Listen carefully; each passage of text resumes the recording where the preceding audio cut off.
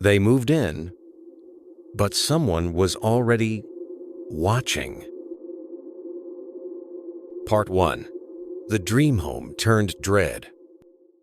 It started with a house that had too many windows. Some were tall and narrow, stretching upward like watchful eyes. Others were round, sitting low near the ground as if listening. And at the heart of it all, 657 Boulevard Street oohed like something that had been waiting too long. Westfield, New Jersey, wasn't the kind of town that whispered secrets. It polished them, mowed lawns with perfect edges, hung flag bunting in July, lit porch lights that flickered at the exact same time every night. To anyone looking in, this place was safe, tidy, predictable. And maybe that's what made the first shiver so sharp. Derek and Maria Braudas had been searching for months, not just for a house, but for the house. The place where their children could draw on chalkboards and outgrow shoes too quickly. A place that smelled like varnished wood and morning coffee. A place that promised normal.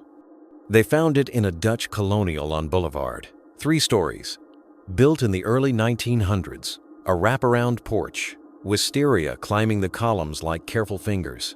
It felt old, but loved. Tired, but loyal. They signed the papers in early summer. They hadn't moved in yet. That part matters, because the first letter came before they ever unpacked a box. It was a warm evening. Derek had stopped by the house to paint a few walls. The silence inside was peaceful. Emptied rooms, covered floors, the soft echo of a home not yet filled. The mailbox out front was still stiff from disuse. He almost didn't see the envelope. No return address, just thick, off-white paper, the kind that felt too formal for anything casual. He opened it there on the porch. Dearest new neighbor, at 657 Boulevard. Allow me to welcome you to the neighborhood. There was something off about the handwriting. It sloped, but not elegantly, more like it had been forced to perform politeness. 657 Boulevard has been the subject of my family for decades now, and as it approaches its 110th birthday, I have been put in charge of watching and waiting for its second coming. Derek paused. The letter went on to mention renovations, the contractors, the sander in the living room, the dumpster out back. No one was supposed to know those things. Not yet. And then, do you know the history of the house? Do you know what lies within the walls? I do. I see you have children. I've seen them. So far, I count 3. He folded the letter, slower than before. Not carefully. More like something that could cut you if you moved too fast. No signature. Just the Watcher. That night, Maria sat on the edge of their bed and reread it under lamplight. Her eyes didn't move quickly. They hovered over certain words. Watching, history, children. She didn't ask Derek if they should be worried. She didn't need to. Instead, she asked, how do they know we haven't even moved in yet? The house, still empty, now felt like it had eyes on every wall, as if it had been sitting quiet all this time, not because no one was watching, but because someone had always been watching. In the days that followed, they changed locks. Maria stopped letting the kids visit, even during daylight. Derek installed a security system he didn't tell the neighbors about. They called the police, but the officer's tone was light. Could be a prank, kids. But Derek wasn't sure the tone of the letter sounded like a kid. The language was too formal. The details too precise. And the mention of what lay in the walls didn't feel like a joke. It felt possessive. That was the word Maria used. Whoever this is, they act like the house belongs to them. And perhaps in some strange, dreadful way, it did. Not in deed or name, but in time, in memory, 657 Boulevard had been someone's obsession long before the Broadduses ever signed. On quiet nights, Derek would park across the street and just sit, watching the windows. The third one from the left on the second floor always looked darker than the rest. Not black, just watching back. They hadn't even brought a single piece of furniture inside, but already the house had started speaking, and whoever was listening wasn't doing it from far away. The second letter would come soon after, and this time, it wouldn't welcome them. There are houses that remember their owners, but then there are houses that remember something else entirely. 657 Boulevard wasn't waiting for a family. It was waiting for the watcher to come back into focus.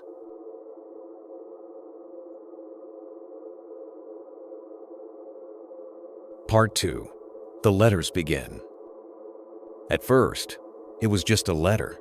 Words on paper, ink and intention. But even ink can move like breath if the words are meant to follow you.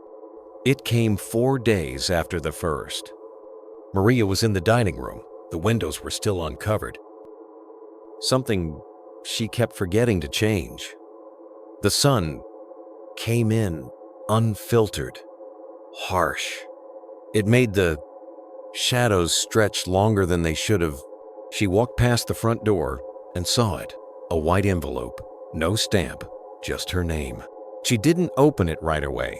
She just held it. It felt heavier than it should have, like whatever was inside had its own temperature. Derek read it first, standing by the sink. The workers have been busy. I've been watching. I see you've already begun to spoil the house again. You are making it too fancy. You are stealing its history. It cries at night, you know. The walls remember.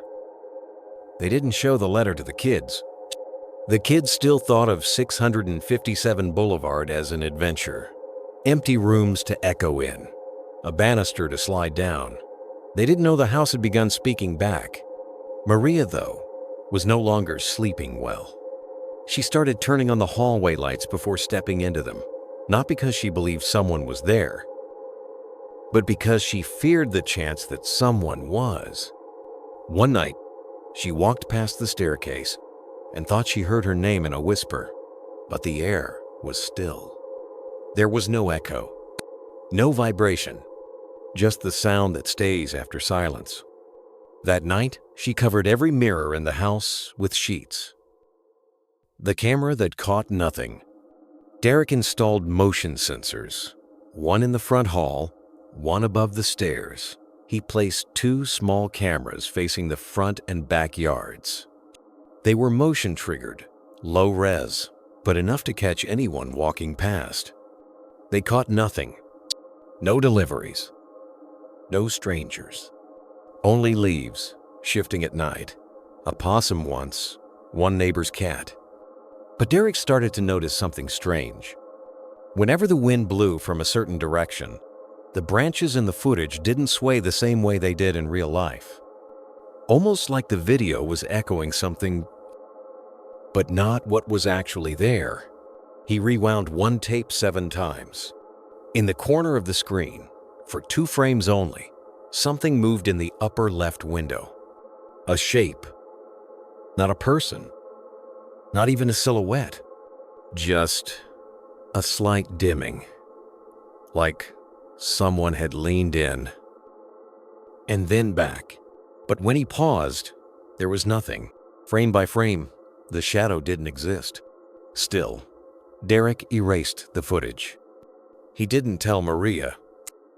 The watcher writes again. The third letter was more confident. It arrived late July. This one was typed, no handwriting, no fingerprints, no smudges.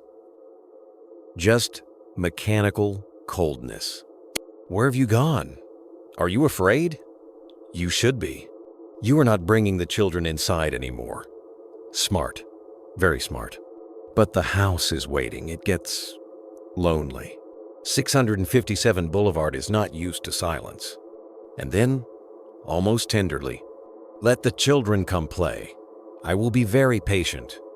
There was no postmark, no barcode. It hadn't come through the postal system. Maria tried to report it again.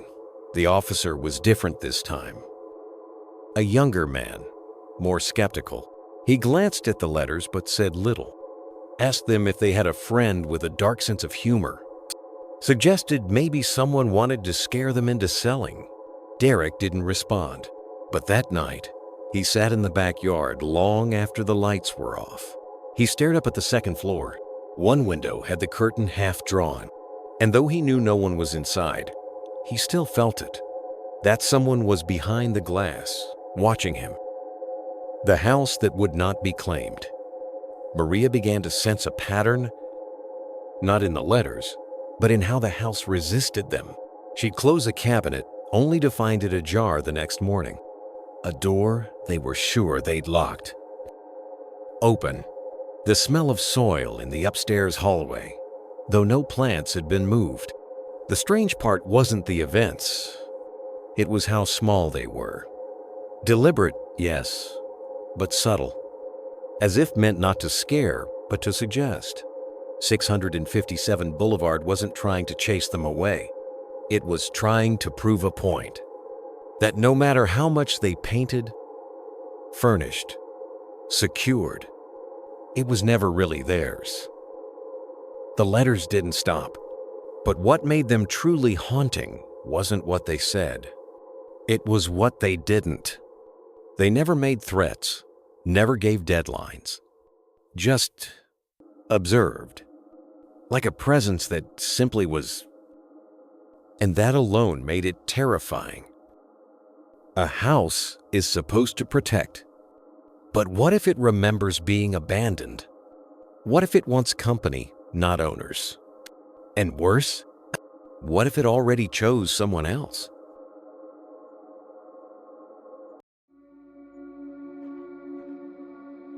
Part 3. The house has a history. A calm but haunted unfolding of what refuses to stay buried. It wasn't just the letters. It was the timing. The pauses between them, the way they always arrived after a change, a new lamp in the window, a toy left too long on the porch, the way Maria had laughed a bit too loud by the garden gate, as if someone was watching the rhythm, not just the house. But to understand why, Derek decided to look backward. We're just passing through.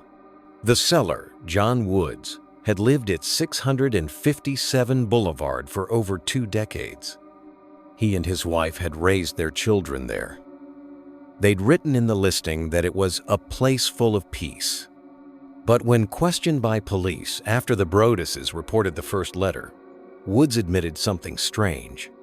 "We got a letter too, just before we moved. It welcomed us. Said they were watching, but it was old-fashioned. We threw it away." Maria asked, "Why didn't you say anything?" His answer was simple. "We thought it was a joke." They had never received a second one.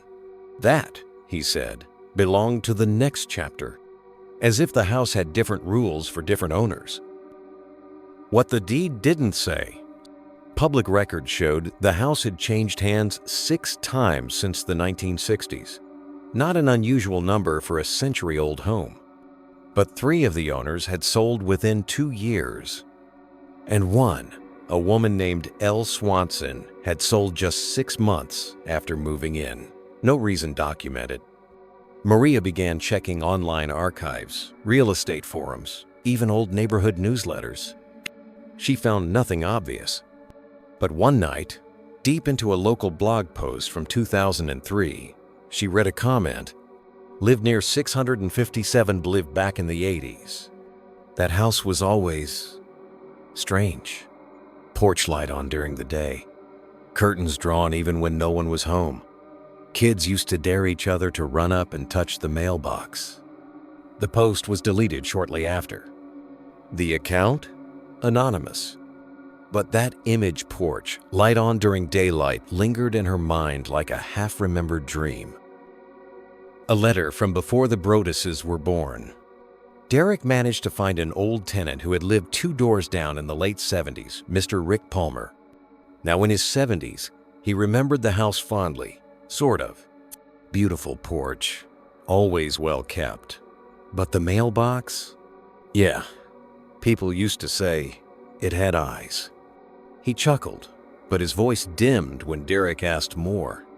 My dad used to say someone was writing to the family who lived there before. A woman widow, I think. Said she'd get these notes in cursive, always unsigned. My mom said they stopped coming after her husband died. Maria asked if he remembered the woman's name.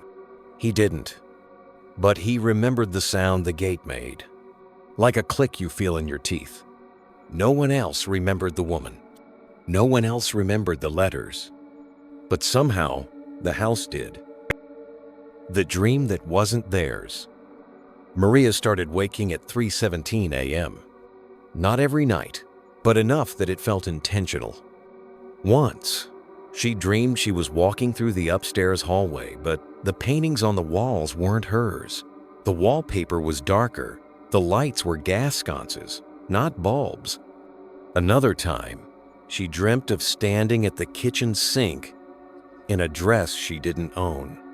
Someone called her name, a name she didn't recognize, and she turned, but the voice was coming from the basement. She started writing the dreams down, not because they were nightmares. They weren't. They were just familiar, and that made them worse. A pattern without logic. Derek created a map, not of the neighborhood of the letters, where they were found, when, what they referenced, what had just happened. He tried to track correlation. Was there always a letter after a certain room was painted? Did the letters follow the presence of guests? Did weather affect them? The pattern made no sense. Sometimes weeks passed. Sometimes the change went unnoticed. But once, after a storm knocked out power for 8 hours, Derek walked past the mailbox at sunrise and found a note tucked just beneath the edge of the doormat. It wasn't sealed, just folded twice. The house is still breathing. You cannot mute what was never yours. That was all. Not haunted, occupied. The Broadduses didn't speak of ghosts. There were no apparitions, no cold spots, no flickering lights. But something existed. Not supernatural, not violent, just aware. A presence so old it didn't speak in words. It remembered things you hadn't told it yet. It remembered the sound your shoes made before you stepped on the porch. It remembered how long your hand hovered over the light switch. It remembered what time your breath slowed as you fell asleep. And sometimes, when Maria passed the hallway mirror after sunset, she didn't see herself fully. Not because the glass was dirty, but because something else was still finishing looking at her. Some houses remember, others never forget. But 657 Boulevard? It waits. Not for you, but for the one who never left.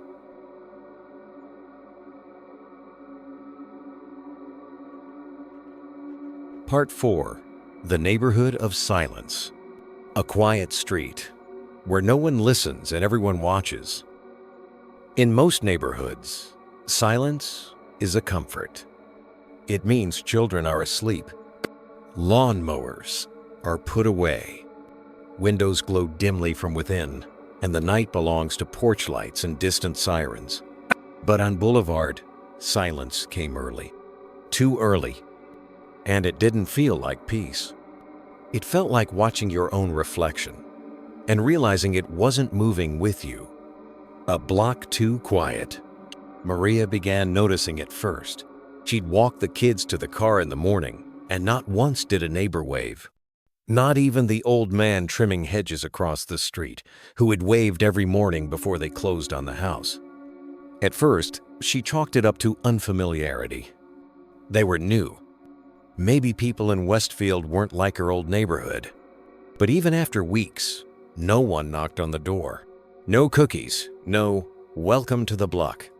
Only letters. From someone who didn't sign their name. Derek decided to observe the street from inside. For 3 mornings, he sat by the living room window between 7 o'clock and 8:30. He saw the same 4 neighbors leave for work. Each of them looked at the house. All of them, without fail, looked away the moment their eyes met his. Not one lingered. Not one smiled. Just a glance. Like a blink you pretend didn't happen. The widow across the street. There was a woman who lived alone across from them. 2nd floor, back corner window. White curtains, always drawn. But once, Maria saw them flutter, and a face, pale and still, looking down at her. Not moving, not startled, just watching. The moment Maria noticed, the curtain fell shut. She waited the next morning to see if it would happen again. It didn't. But at night, when the porch light from 657 was off, she could still sense the shape behind the curtain. Too far to see, too clear to forget. They never spoke. They never even passed on the sidewalk. But somehow, Maria felt that woman knew her name before she ever moved in. A visit that went nowhere. One Sunday afternoon, Maria baked lemon squares. She placed them on a porcelain plate with a napkin folded beneath and brought them next door. The house belonged to the Halls, or at least that's what the listing said. She knocked once, waited, knocked again. There was a flicker behind the curtain, like someone stepping out of view. She left the plate on the porch and walked back. Hours later, the plate was gone, but she never received a thank you. And the curtains never moved again. The Langfords, almost, but not quite. The Langfords lived just next door, to the right. An older man, Michael, and his adult sister, Abby. The police had briefly considered them suspects. After the first letter, the line of sight from their house matched the watcher's view. But nothing stuck. Still, something about them sat wrong with Derek. Michael always entered through the back. Even when the front was clear, he never looked left toward the Broaddus house. Abby walked a dog, but never on the same schedule. Sometimes in the dark, sometimes at noon, in full sun, but always with oversized sunglasses. One day, Derek tried to speak as she passed. "Nice weather today." She didn't respond, not even a nod. But that night, a letter arrived. It referenced the sun being too harsh for some eyes. Derek didn't speak to her again. A conversation that shouldn't have happened. At a local hardware store, Derek ran into a man named Bill who lived 2 blocks away. They spoke about paint, fencing, and how hard it was to get permits for landscaping. Derek hesitated, then asked, "Did you ever hear of anyone else getting letters?" "Strange ones. About the house." Bill looked at him, long and slow, then said, "You're not the first. You won't be the last." Derek blinked. "What do you mean?" Bill shook his head. "Forget I said that. Enjoy your weekend." He walked away. Derek never saw him again. The letter that named a neighbor. It arrived, folded in half, not sealed. "Have you spoken to the family in the greenhouse? They know more than they admit. They saw, years ago. But silence is a kind of loyalty." Derek and Maria drove past that house twice that week. No cars out front. No lights at night. But once, on the second pass, a curtain shifted. Not open, just slightly less closed. Enough to say, "We see you two." The street that watched itself. Maria began to wonder if the neighborhood was keeping a secret it didn't choose. Like an infection passed down. The grass on every lawn stayed trimmed. Trash bins lined up perfectly. No one played music too loud. No children shouted after dark. And yet, the silence wasn't peaceful. It was strategic. As if everyone was performing normalcy just well enough to avoid suspicion. The real question wasn't who was watching. It was who knew and chose not to tell. And in that silence, the watcher thrived. Not every mystery is hidden. Some are simply not mentioned, not out of fear, but out of tradition.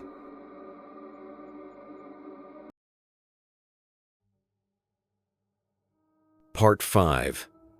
Lawsuits and Loose Ends. When fear knocks on the doors of the legal system and no one answers, they didn't want to go to court. They wanted to go home. But 657 Boulevard had become uninhabitable no by rot or ruin, but by presence. By something not quite seen, not quite felt, but always there. So when the Broaddises filed a lawsuit, it wasn't out of vengeance. It was desperation. The legal system was never meant to fight what didn't leave fingerprints. The lawsuit against the Woods. In June of the following year, Derek and Maria filed suit against John and Andrea Woods, the previous owners of 657. The claim was simple. The Woods had received a letter from the watcher before selling the house and never disclosed it. Maria sat quietly in the courtroom. She didn't blink much. Derek looked thinner, not tired hollow. The Woods admitted they received one letter. We didn't think it meant anything. It wasn't threatening. But they hadn't kept the letter. No scan, no copy, just a memory, a shrug. The judge asked if they ever followed up on the message. John Woods shook his head. We assumed it was a prank, that's all. The courtroom stayed silent. Not because the answer was satisfying, but because no one knew what to do with an invisible stalker. The street turns inward. News of the lawsuit spread quickly. Local blogs ran headlines like, "Haunted or Hysterical? The Mystery of 657 Boulevard? The Westfield Watcher. Fact, Fiction, or Fraud?" Some took the Broaddises seriously. Most didn't. An anonymous comment on a town forum read, "Sounds like buyer's remorse dressed up as a horror story." Another, "They're suing over a letter? Please. People get worse in junk mail."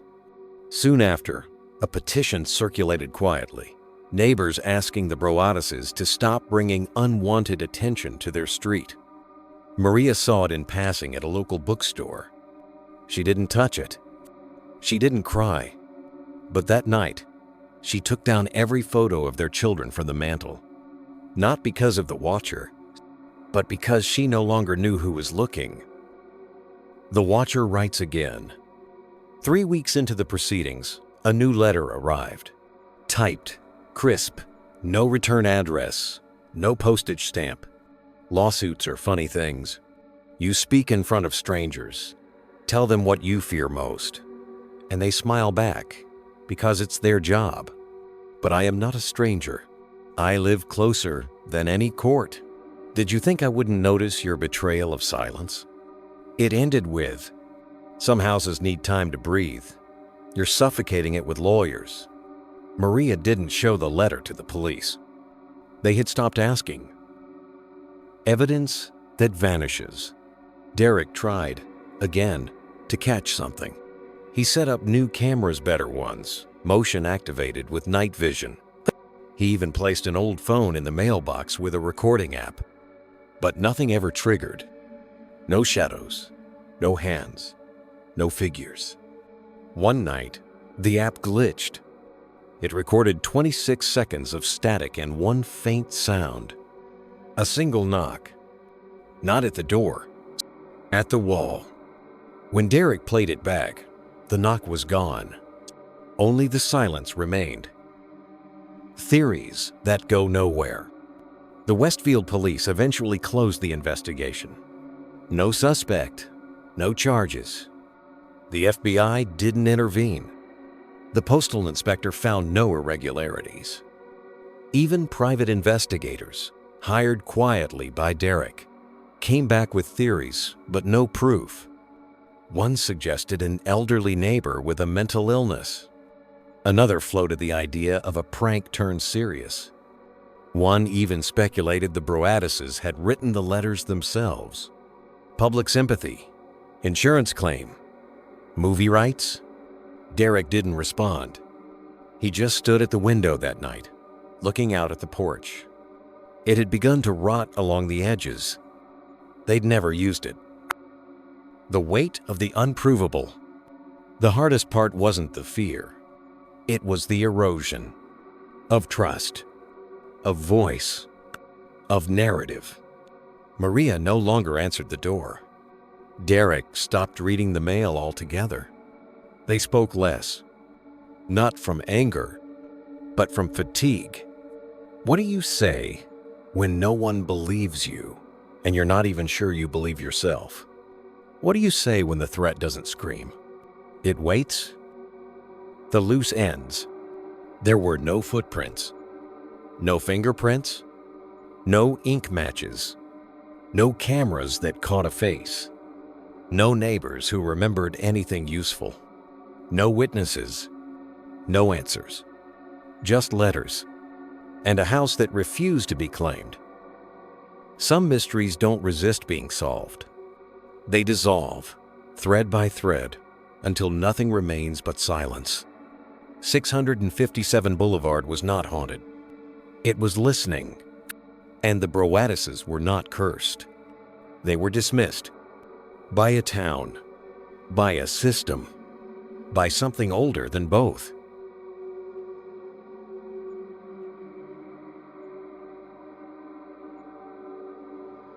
Part 6. Who watches the watcher? Sometimes the one watching isn't a person at all. Somewhere, someone knows who the watcher is. That thought haunted Derek more than the letters themselves. Not the idea that someone was watching, but that someone else knew and stayed quiet. The question wasn't just who the watcher was. It was who let them watch.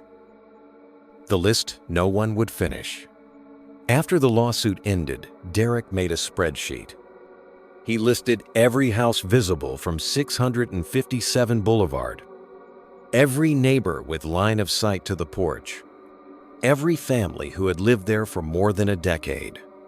He wrote down names, occupations, approximate ages, number of windows facing the Broaddis property.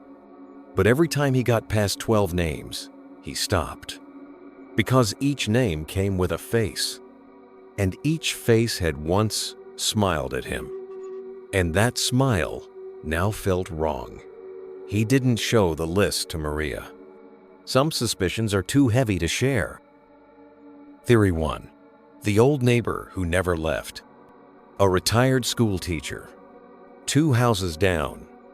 Walked his dog at odd hours. Always took the longer route around 657 even when it rained. Derek remembered him pausing near the mailbox once, just long enough to look, not long enough to accuse. But when a friend tried to ask about him, the man had moved out. No forwarding address, just a sold house and empty windows. When Maria heard, she whispered, "He left the way you'd leave a job, like the work was done." Theory 2. The watcher was a group. One of Derek's coworkers floated the idea over lunch, casually, like discussing a murder mystery podcast. What if it's not one person? What if it's a tradition? Derek didn't laugh. He asked what they meant. Like neighbors pass the roll down, generational, ritualistic, maybe not even malicious, just observational. The idea stuck with him because it explained the tone of the letters, how they weren't threats, but statements. Not, "I will harm you," but "I am watching," as if the act of observing was the point. Not control, not violence, just presence, like a lighthouse, or a sentry, or a mirror. Theory 3. The watcher doesn't live there anymore. Maria began to dream again, but this time, the dreams weren't of the house. They were of letters. Pages and pages of text written in black ink, but the paper remained blank unless she looked at it in the dream. One night, she saw a line that read, "You're looking in the wrong place. I don't live there anymore." She woke with the phrase burned into her thoughts. What if the watcher never left letters by hand? What if they had been mailed from somewhere else entirely? A state, a country, a place not listed. What if the watcher didn't need to see the house to know what was happening inside? The theory no one dared say out loud. In the quietest moments past midnight, when neither Maria nor Derek could sleep, they would lie facing opposite walls. And sometimes, in that stillness, a thought came. Not spoken, not confessed, just present. What if the watcher wasn't a person at all? What if it was something tied to the house itself? A memory, a ritual, a pattern so old it became self-sustaining. The house had a pulse. It had moods. Lights flickered for no reason, but only in certain rooms. Drawers closed themselves over time. Mirrors caught glimpses of things that weren't there and left no trace when turned. Maybe the watcher wasn't writing. Maybe the house was... Who watches the watcher? A final letter arrived. Much later, after the press had moved on, after the neighbors stopped whispering, after the house stood empty, folded neatly, no return address, no postage. It read, "You ask who I am, but the better question is, who let you believe you ever lived here? This is not your story. It is the house's. You just walked across its page." The watcher wasn't the threat. That was the last revelation. The watcher had never threatened them, never tried to break in, never even approached. But the fear had done the work. It had isolated them, turned the town against them, turned them against themselves. That was the power. Not intrusion, but suggestion. The mirror that doesn't show you back. There is a mirror on the second floor of 657 Boulevard. It's been there longer than any owner can remember. And sometimes, when you look into it at night, you see the hallway behind you just slightly delayed. Not broken, not haunted, just observing. Some houses are homes, others are habits. And 657 Boulevard? It wasn't being watched. It was remembering.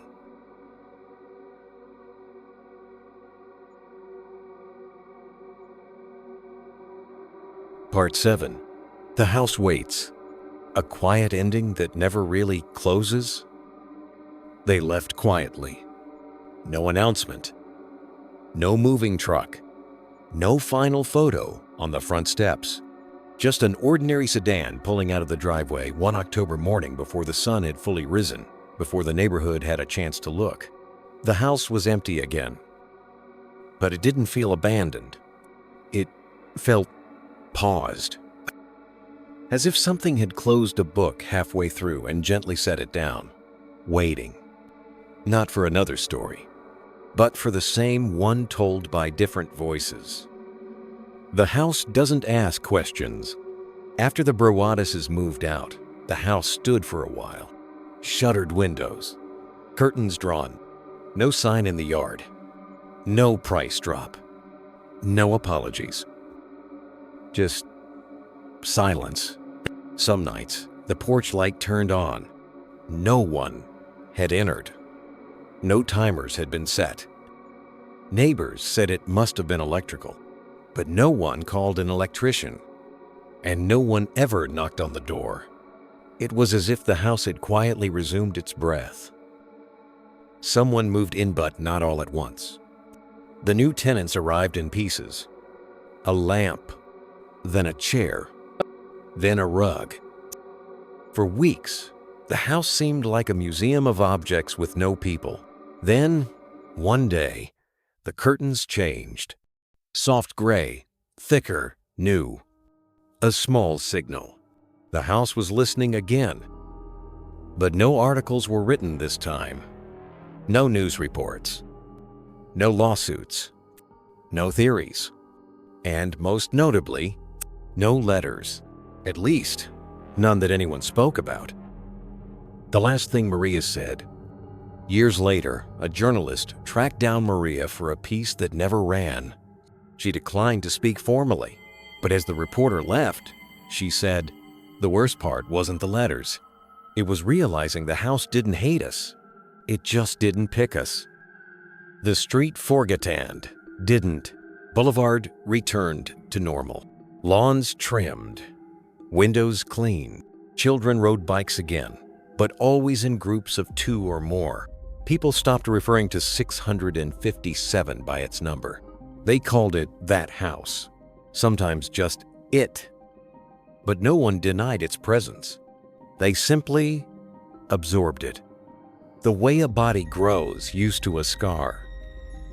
The envelope that wasn't meant to be found. A future owner, renovating the attic, found a box behind a false panel. Inside, 3 envelopes. No addresses. No dates. No names. Just lines like, "I never stopped watching. Only blinked. You moved the chair.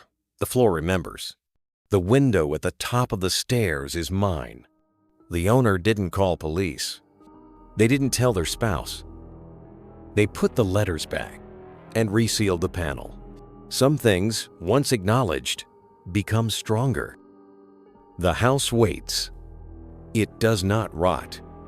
It does not speak. It does not explain. It simply waits for the next set of footsteps on its stair, for the pause before a light switch is flipped, for a child to draw on a wall, and for that mark to be wiped away too soon. 657 Boulevard doesn't demand to be remembered, because it knows, eventually, someone always comes back. The watcher was never outside, and the house was never empty. They were the same,